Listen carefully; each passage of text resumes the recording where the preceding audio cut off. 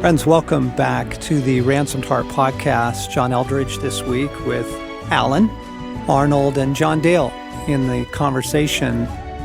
From time to time, we try and bring things from our own journals, from our own living experiences. I mean, in some ways, everything we do here is that. But, once in a while, we try and bring something to you all that is proving to be super important, at least in our life and in our experience in the world and our life with God. And this is one of those podcasts that it fits that category, right? Yep. Scale of 1 to 10. Yeah, this is a 10 last year. 11.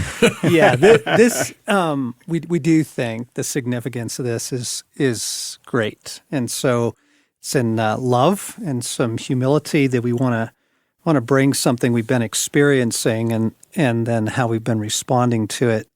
It requires going back and telling a story. So it was very interesting. This morning, I was actually doing another interview for somebody else's podcast, and they asked me the question, you've been writing for a number of years now, a couple decades, number of books. Have you ever thought about quitting? Does that ever go through your mind? And I smiled and I said, funny you should ask that.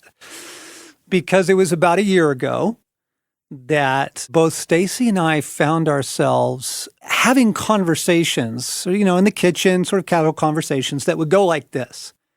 I think we're done. I don't want to do this anymore.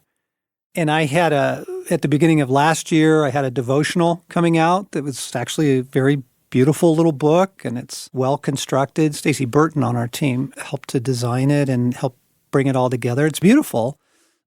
My attitude was, I don't care. I don't care how it goes. And I was aware enough to go, that doesn't sound like me.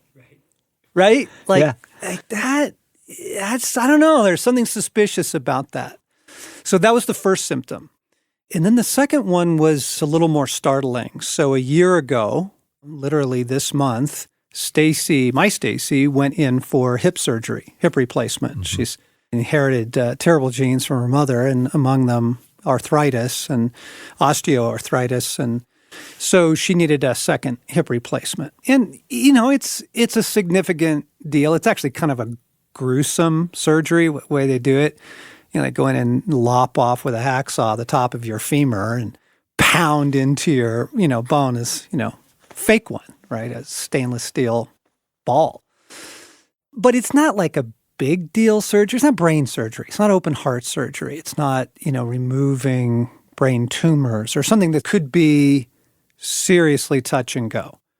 Most people survive hip replacements.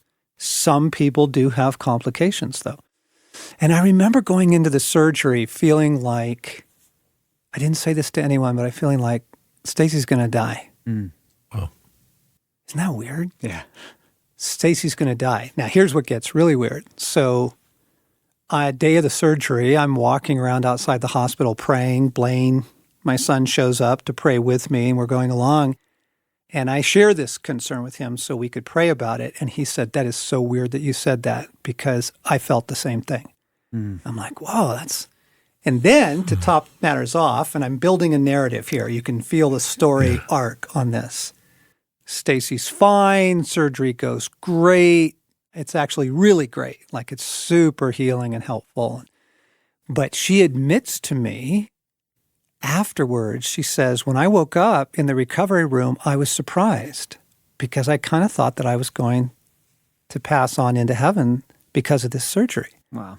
And I'm like, whoa, time out. Wait, what? So we began to pray for some discernment on this. And we were also experiencing a good deal of what we would just call darkness or spiritual warfare. And asked you all to pray, and God revealed that what was at work was a spirit of death. And in Stacy's case, it was really obvious. It's like, you're going to die. And I shared this later with a friend of ours who's a very godly woman, walks very closely with Jesus, and she says, oh my goodness, all last year, I thought I was going to die. Okay, so spirit of death could be obvious in that regard, and she's healthy and we're fine and all is well. But this other thing about, just let it end. Who cares about our publishing? I think I'm done. then I began to realize, oh my gosh, this spirit of death is trying to bring about, quote, the end of things, right? Yes. And then as we began to share this as a team, so I brought this to you all. You remember in a director's meeting about a year ago, a little more, as we were discovering this, and going, I think this is bigger than we know. I think this has been operating for a long time here. And we were noticing it in relationships, right? And it's like, well, just kind of let that one die. Like, it's okay. And in our personal lives, Stacy and I had a couple friendships that were like, I don't know, it's worth the effort anymore. We don't see them very often. They live in another state. Why make the effort? In other words, let it die. Let it end. That devotional that came out, I don't care, let it die.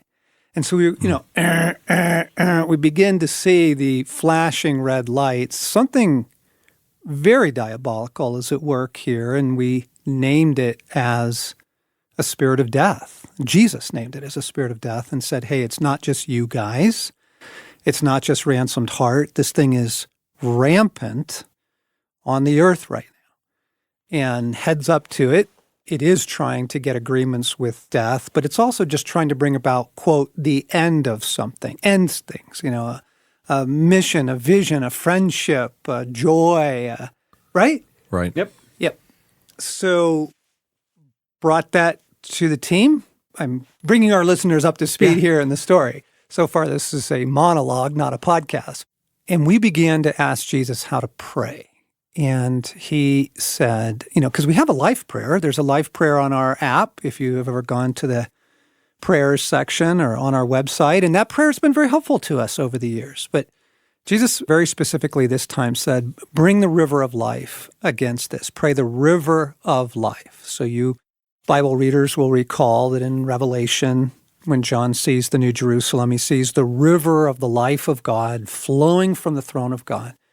But it is flowing to his people, the life of God made available to his people. And then there's actually a vision of it in the Old Testament. Ezekiel sees it in chapter 47. He reports the river of life flowing from the throne of God in the temple on earth. He saw it in the actual temple in Jerusalem. And he gives a long description of it. And I love the end of that narrative. He says, and wherever the river flows, everything will live.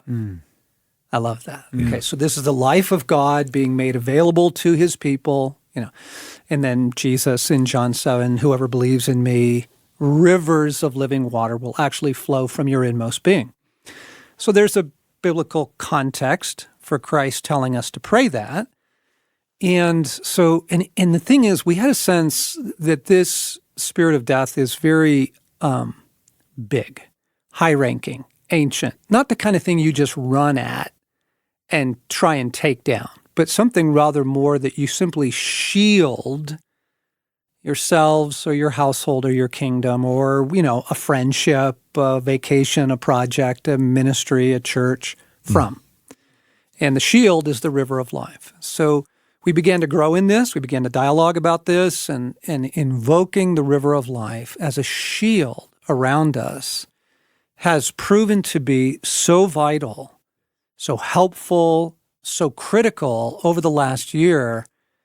I honestly can't remember if we've explained this to our constituents, but we wanted to today, to go, this is super helpful, gang. Heads up, this thing is really rampaging, and the river of life made available to the people of God as our shield has proven helpful, I think, right? It has. So since I introduced that story, what has been the fruit of that?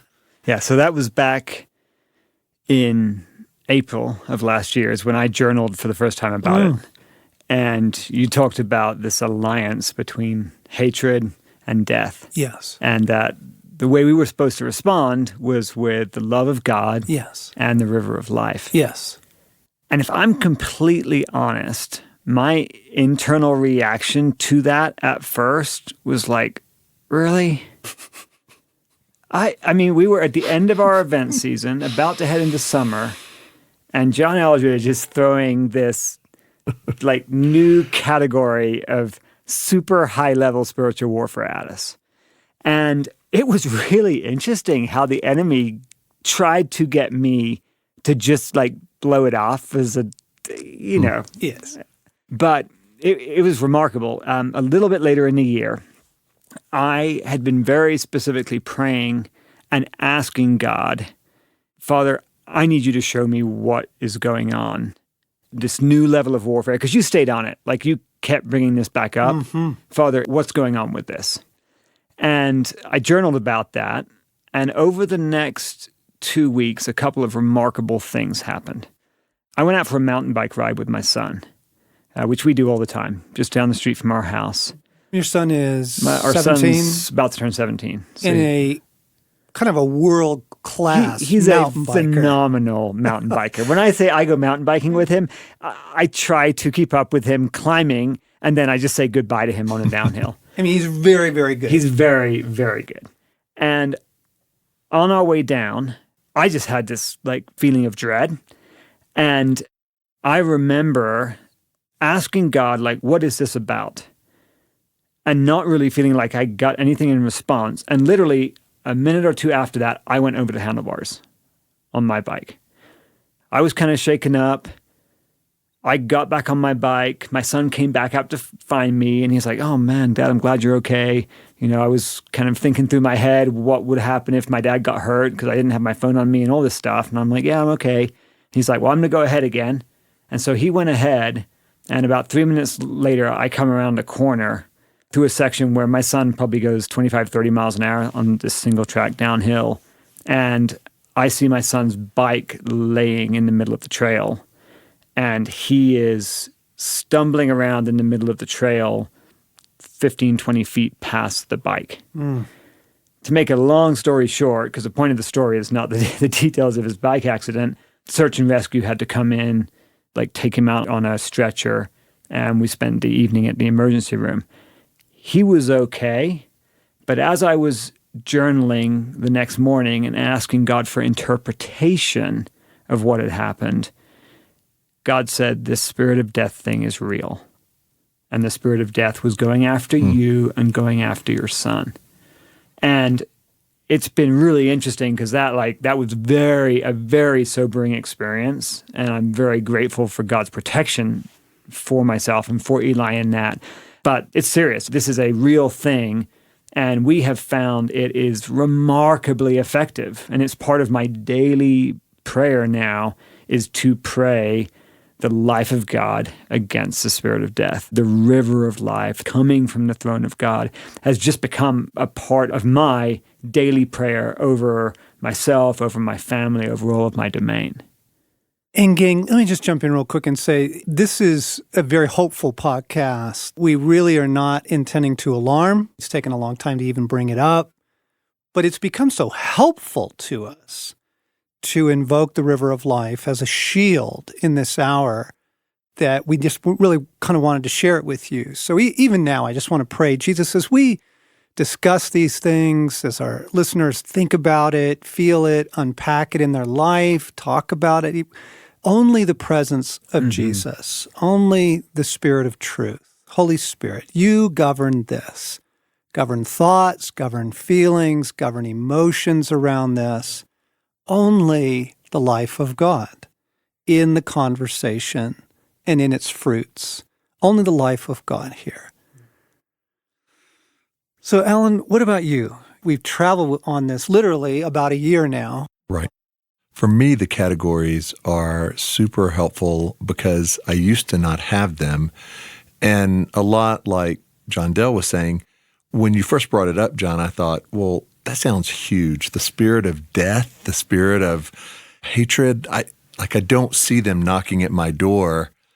So that's probably not happening in my world. But it happens in people like your world where you're leading a ministry and it's the few and the elect. And then God started opening my eyes to, no, actually, it is. And it's very hopeful when you start to realize how you don't have to allow it in.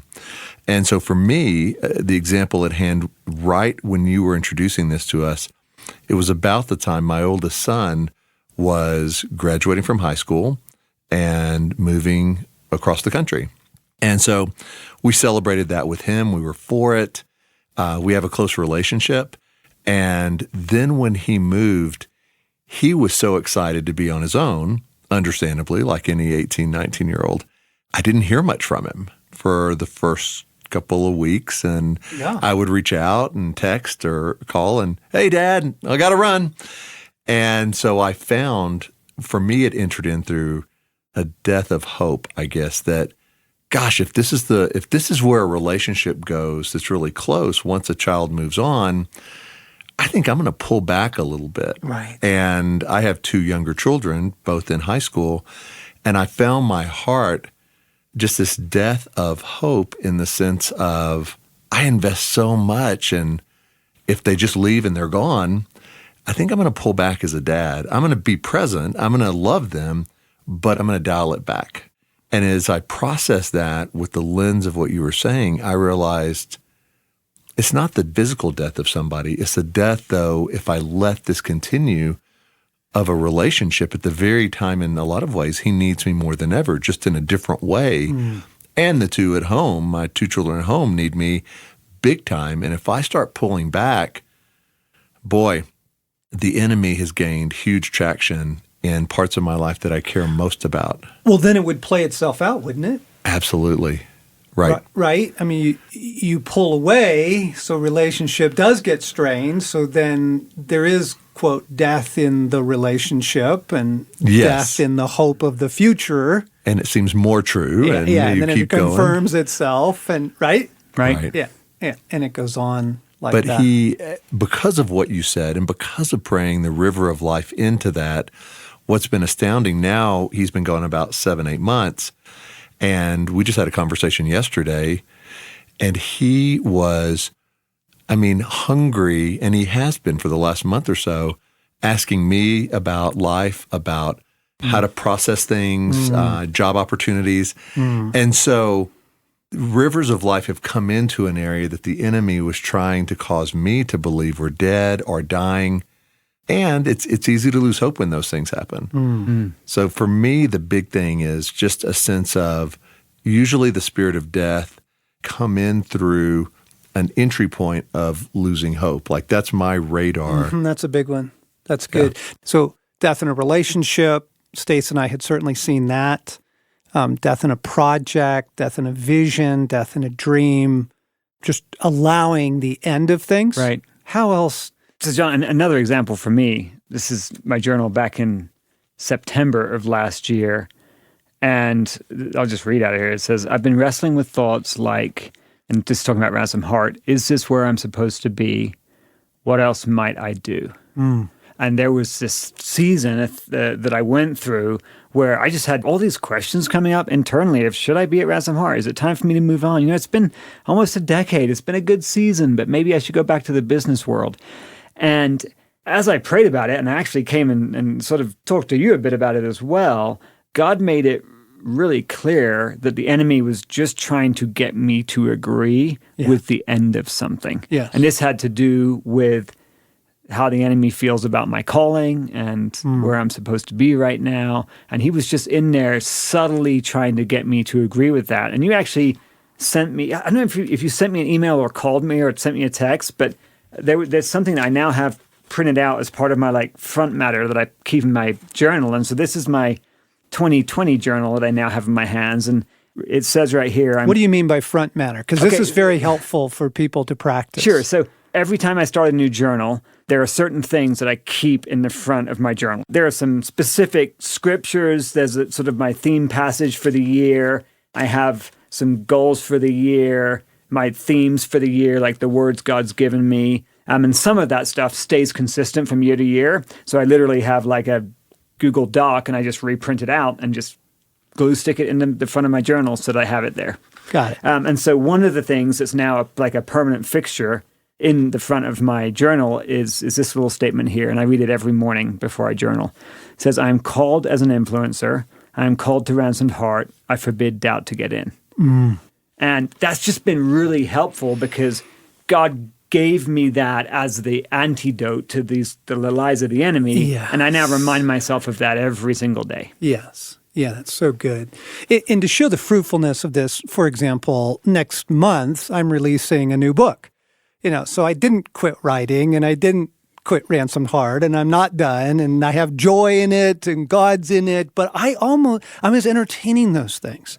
Now, this gets hard. This has some really awful expressions of it. Stace and I were mentoring a couple last year and doing some counseling with them, and these are beautiful people who have a very significant ministry, helping a lot of people, and their particular help is helping people to worship and helping people into intimacy with God. And he was describing he had lost his intimacy with God. They had taken some blow that they couldn't identify right at the heart of things, particularly the husband, his own life with God, not his faith, he still believed, but in the intimacy with God, out of which everything else was flowing, out of which their work was coming and they were helping other people into intimacy. And we were able to shed light on that's death. Death was trying to strike at the core of end your intimacy with God. And I had a beautiful time of prayer together and kind of explained what's going on in the world today, that this high-ranking spirit has been rampaging, for a couple years now, in particular on the earth, and there is a way out. There is a protection. God doesn't leave his people unprovided for, and the protection has been something like this. I'm just going to model it right now. So we invoke the river of life, the river of life, the very life of God itself. We invoke the river of life over us and around us, through us, because we want it flowing through us. That's John 7. Through our intimacy with God, we invoke the river of life beneath us and all around us, before and behind on every side. So we kind of surround ourselves with the river of life. And then I pray it for my household, and I literally pray it over my home. I invoke the river of life over my home and around it and through it and beneath it on every side. When Ezekiel describes the river in chapter 47, he sees that it's ankle deep, and then the angel takes him farther, and it's knee deep, and then the angel farther, and it's waist deep. And then at the end, it is, quote, the river that cannot be crossed. It's so deep it cannot be crossed. And that's what we sometimes add into the prayer. We invoke the river that cannot be crossed as our shield against death in this hour on the earth. Again, we're not taking this thing on. We're not trying to get into a cage fight with it, but we are invoking the river of life as a shield, a barrier against it. And the fruit of it has been really good. It's been really good. And what's beautiful about it is, John, as you were saying, we invoke it. So there's a proactive nature. And a lot of times when we're feeling under the spirit of death, it's easy to want God to just do something and to go somewhat passive and to just think, I can't do anything. This is just overwhelming.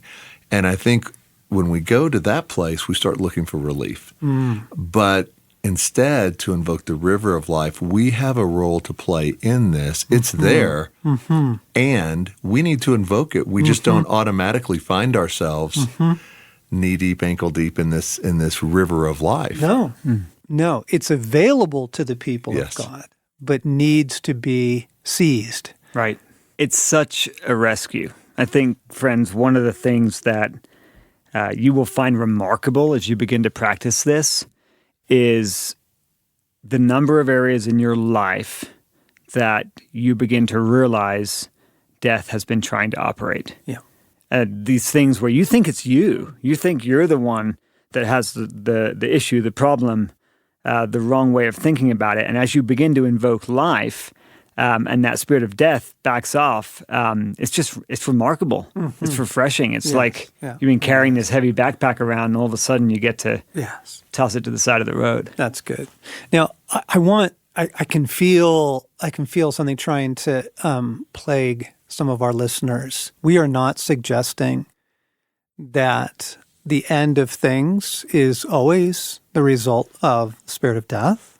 Sometimes things do have a season to them, and church plants come to a splitting and they need to grow, or kids move off to college and it's just a phase of life thing, and you are empty nesters, or there's just a whole variety of expressions that even physical death. I want to be very careful that we're not saying that now every physical death that's going on around us is a result of the spirit of death.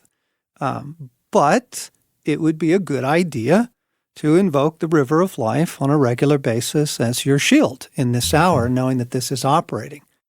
Now, what we were also noticing at the same time was a different experience, but one that certainly works in partnership with death, and that is hatred.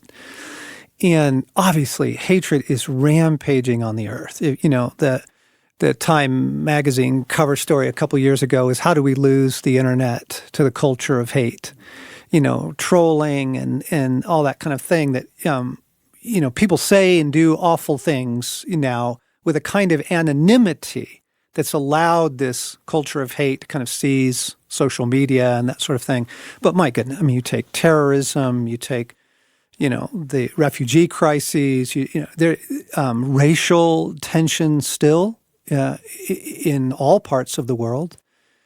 There's a lot of hatred out there. And yes, human sin can sure explain for a lot of it, but it isn't sufficient to explain all of it. It is the fire on which a gasoline gets thrown, and the gasoline is the warfare, and the gasoline is a spirit of hatred. And the spirit of hatred will come in lots of different ways. Sometimes you will feel hated, but like with death, sometimes it's not that obvious. Sometimes it will try and get me to hate. Somebody, writes in something terrible to me, or somebody cuts me off on the freeway in not just an offensive, but a dangerous way, threatening lives and stuff. And, that I can feel the enemy enticing me to hate. So sometimes it's that. Sometimes it's obvious. It's, this is hate. But I think we've all been experiencing it a little bit more subtly. For me, it actually was expressing itself as a lot of condemnation, a lot of accusation. That was a stupid thing to say. That was a stupid thing to write. You shouldn't have sent that email. Just under lots of accusation. But when I asked Jesus about it, I'm like, wow, this really feels like accusation. He says, no, actually, it's hatred right now. This is what's behind that experience.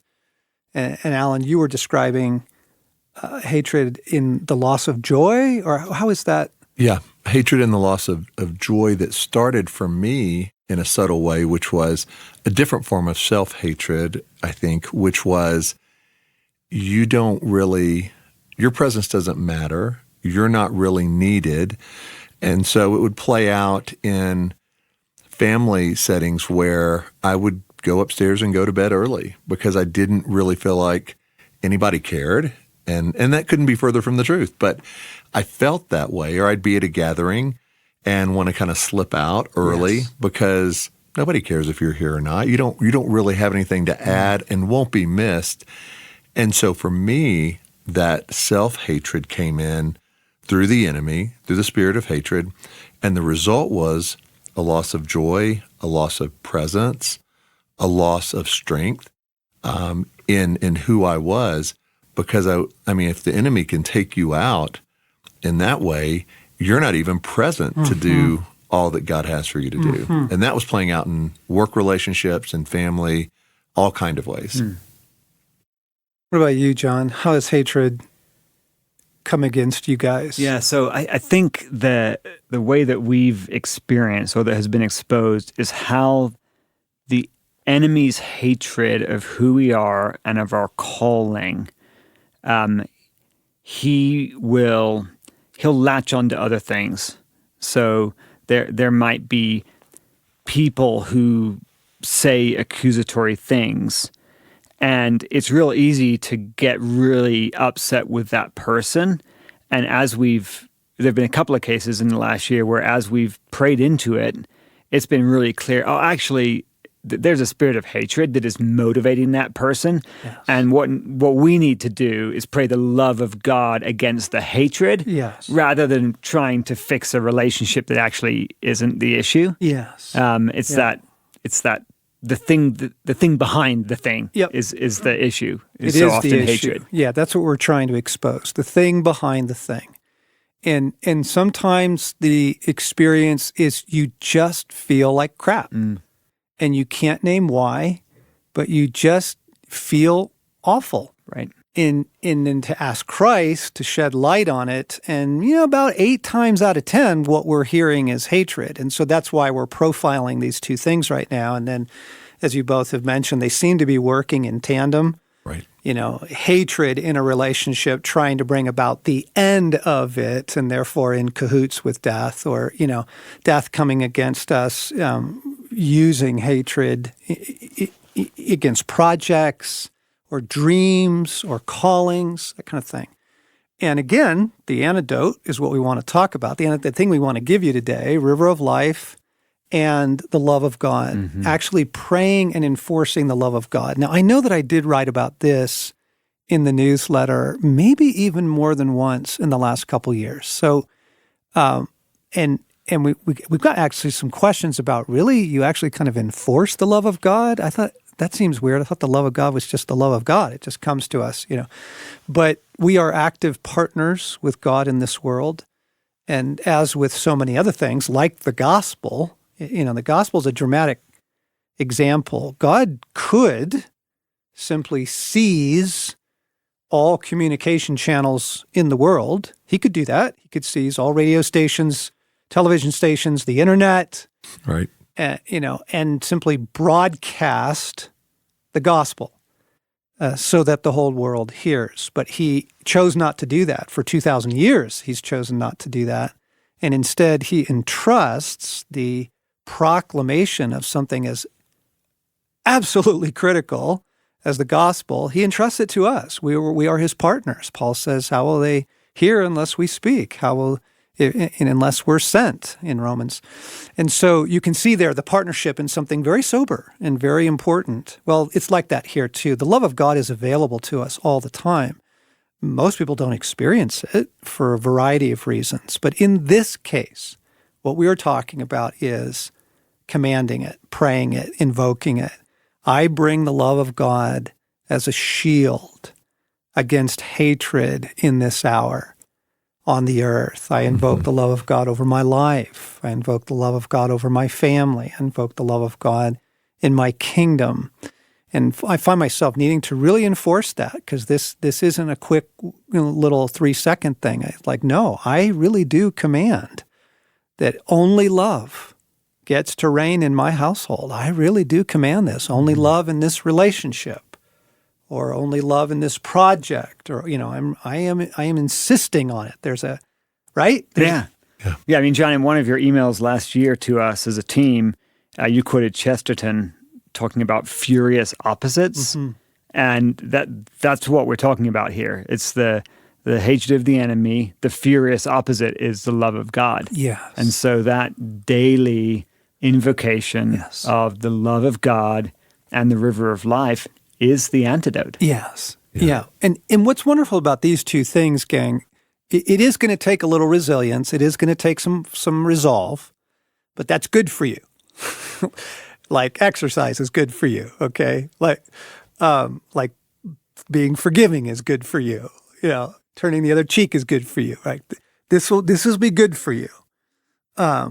It takes a little resolve, but we're talking about invoking and commanding two things that are absolutely wonderful. You're invoking life and you're invoking love into your household and your kingdom and the realm in which you have domain. And again, if you've heard any of our other teaching on spiritual warfare, you know the power of breaking agreements with it. So if you've been making agreements with hatred, you want to break those agreements. If you've been making agreements with death and letting something end, or even the dear friend of ours who confessed that all last year she thought she was going to die. Well, you want to break agreements with that. I'm not about to die. Right. But there is an enforcing here. I love this passage in Deuteronomy chapter 4. It says, "For the Lord your God is a consuming fire, a jealous God."